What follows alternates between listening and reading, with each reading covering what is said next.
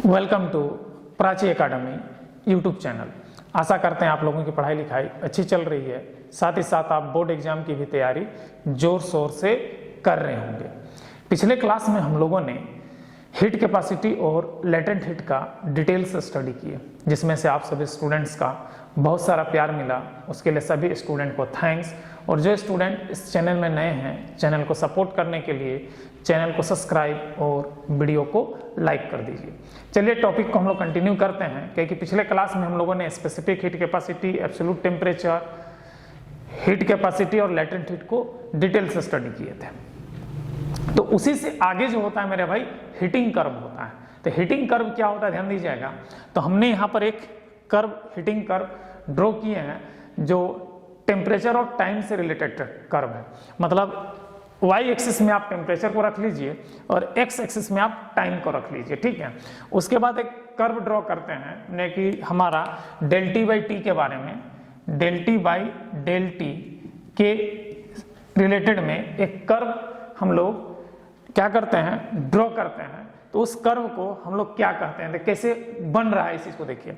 तो सबसे पहला कर्व जो आया, जीरो से ओ से ए तक एक हमारा इंक्लाइंड लाइन आया, ठीक है। उसके बाद हॉरिजॉन्टल आया, फिर इंक्लाइंड आया, फिर हॉरिजॉन्टल आया, फिर क्या आया हमारा इंक्लाइंड लाइन आया। तो एक्चुअली में ओ से ए तक हमारा ऑब्जेक्ट क्या है, सॉलिड कंडीशन में है।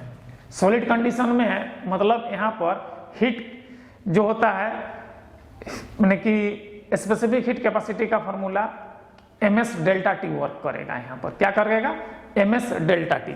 मतलब इस पार्ट पे आपका जो हीट का जो फॉर्मूला आएगा ms डेल्टा टी आएगा, ठीक है।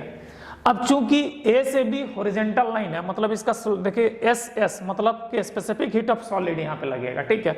तो वो हो जाएगा inversely proportional to slope of line OA, ठीक है। तो ये inversely proportional to slope of line क्या है, OA हो रहा है हमारा यहाँ पर। इसके बाद AB लाइन हॉरिजॉन्टल है, तो यहाँ पर लेटेंट हीट वर्क करेगा, मतलब यहाँ पे m इंटू एल होगा, m इंटू एल वर्क करेगा। ये सेकेंड हीट हो गया। अब ये क्या है, मेल्टिंग का फ्यूजन, आपने लेटेंट हीट ऑफ फ्यूजन काम करेगा यहाँ पर। इस पॉइंट पे हमारा लेटेंट हीट ऑफ फ्यूजन काम करेगा। इसके बाद देखिए, तो इस कंडीशन में स्लोप क्या हो गया हमारा, स्ट्रेट लाइन हो गया। मतलब यहाँ पे स्पेसिफिक हीट कैपेसिटी क्या हो जाएगा हमारा, जीरो हो जाएगा। मतलब कि यहाँ पर S की वैल्यू क्या आ जाएगी हमारी, जीरो आ जाएगी। यहाँ पर S की वैल्यू क्या आ जाएगी हमारी, जीरो में स्पेसिफिक हीट वर्क ही नहीं करेगा। इसके बाद ध्यान दीजिएगा, जब हम लोग लिक्विड कंडीशन में जाएंगे तो ये B से C है, तो यहाँ पे फिर से हमारा क्या करेगा, ms डेल्टा टी टेम्परेचर काम करेगा, यहाँ पे ms डेल्टा टी काम करेगा। तो इसमें हमारा स्लोप इनवर्सली प्रोपोर्शनल है, स्लोप ऑफ लाइन ABC, मतलब कि ये हमारा लिक्विड का स्पेसिफिक हीट कैपेसिटी है। अब ध्यान दीजिएगा यहाँ पर LB मतलब कि CD का जो पोजीशन है, तो स्लोप डायरेक्ट, जो लेटेंट हीट में जो स्लोप आएगा वो directly proportional of line CD होगा यहाँ पे, ठीक है। मतलब यहाँ पर फिर से आपका S का वैल्यू क्या होगा, जीरो होगा, और यहाँ पर भी फिर ml काम करेगा। तो यहाँ पर लेटेंट हीट ऑफ फ्यूजन है, यहाँ पर लेटेंट हीट ऑफ क्या है, वेपराइजेशन है।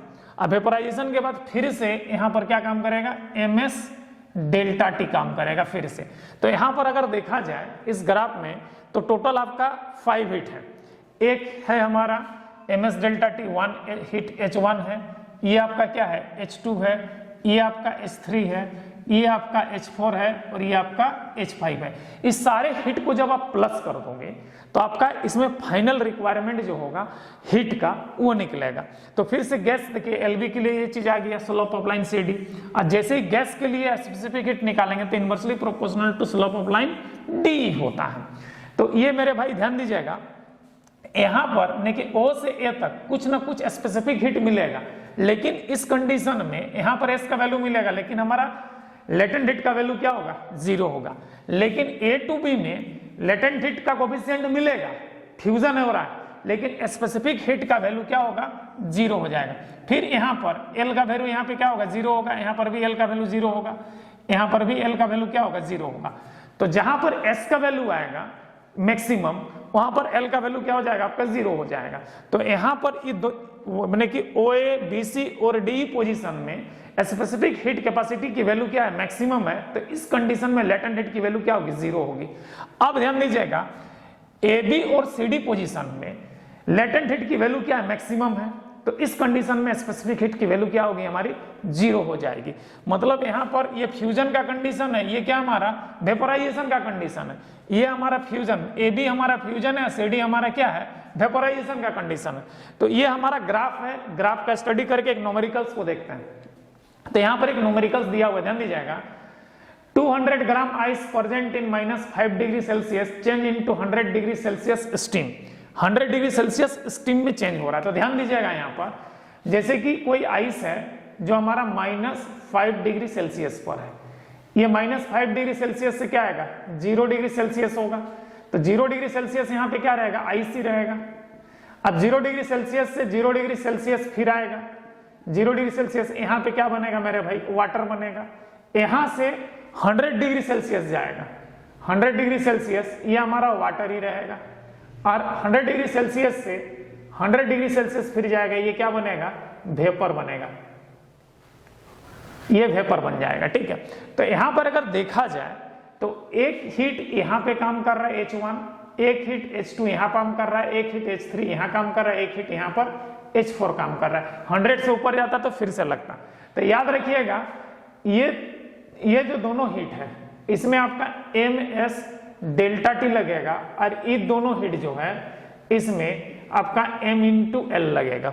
एक हमारा लेटेंट हीट ऑफ फ्यूजन है यहाँ पे, और यहाँ पर लेटेंट हीट ऑफ क्या है हमारा, वेपोराइजेशन है। तो सबसे पहले H1 का कैलकुलेशन करते हैं। तो H1 = MS डेल्टा टी, क्या होगा मेरा भाई, MS डेल्टा टी। M का वैल्यू 200 ग्राम है, S का वैल्यू 1 होता है, डेल टी का वैल्यू मैंने कि 0 से -5, 0 - -5, तो ये हो जाएगा मेरे भाई 200 × 1 × 5 यानी 1000। क्या हो जाएगा मेरे भाई, 1000 कैलोरी H1 निकल जाएगा। इसके बाद H2 की बात हम लोग करते हैं। H2 की बात करते हैं तो H2 हमारा लेटेंट हीट का कहानी है, तो ये M×L होता है।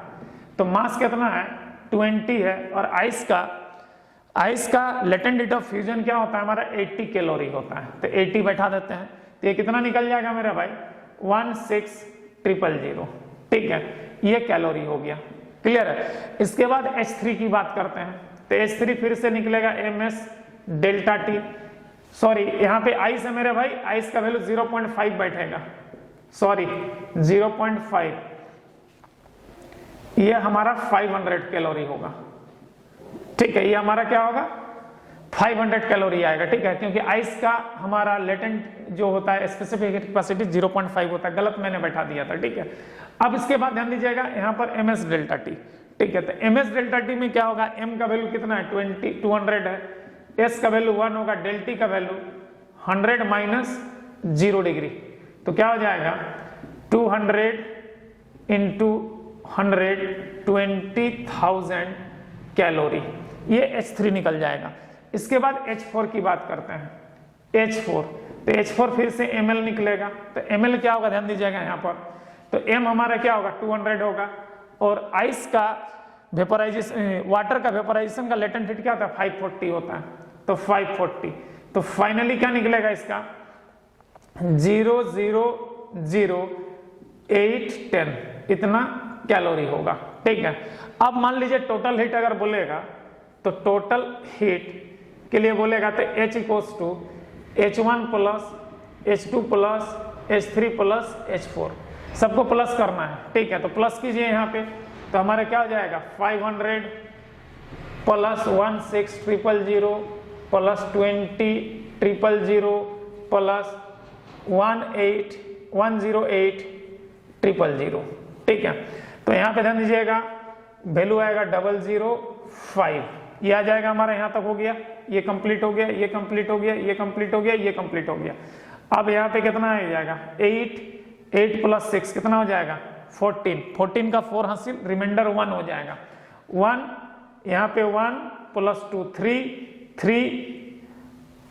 1 + 2 3 + 1 कितना हो जाएगा 4, और यहाँ पे 1, इतना कैलोरी इसका टोटल रिक्वायर्ड हीट होगा 100 डिग्री का स्टीम बनने के लिए। तो इस टाइप का न्यूमेरिकल्स आपको देता है, और उस न्यूमेरिकल को बनाने के लिए आपको ये हीटिंग कर्व का यूज करना होगा, क्योंकि देखो बच्चा जब कैलकुलेट करता है ना, तो ये 2 पॉइंट का जो लेटेंट हीट वाला पॉइंट होता है, ये 2 पॉइंट लेटेंट हीट वाला, इस पॉइंट को मतलब कि H2 और H4 का कैलकुलेशन बच्चा नहीं करता है, फंस जाता है, डायरेक्ट MS डेल्टा T लगा देता है, यहीं पे गलती हो जाता है। तो इसको ध्यान दीजिएगा मेरे भाई, ये क्वेश्चन अक्सर आपका पूछा जाता है, ICSE का ये फेवरेट न्यूमेरिकल है, आपका बोर्ड में आने वाला ये न्यूमेरिकल याद रख लीजिएगा।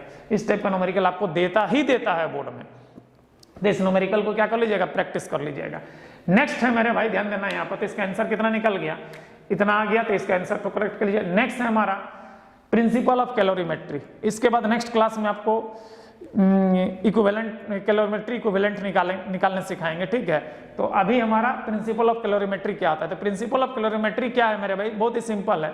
कोई भी ऑब्जेक्ट जितना हीट लॉस करेगा, उससे सटा हुआ ऑब्जेक्ट उतना ही हीट को क्या करेगा, गेन करेगा। इसी को हम लोग प्रिंसिपल ऑफ कैलोरीमेट्री कहते हैं। तो लिख दिए वही डिफिनेशन है, loss of heat is equal to the gain of heat is called principle of calorimetry. It is also called law of mixture. इसको law of mixture के नाम से भी जानते हैं। तो 2 सब्सटेंस देखिए A और B, जिसमें M1 S1 T1 M2 S2 T2 और बीच में मिक्स किए, तो इसका मिक्सचर टेम्परेचर T कंसीडर किए हुए हैं।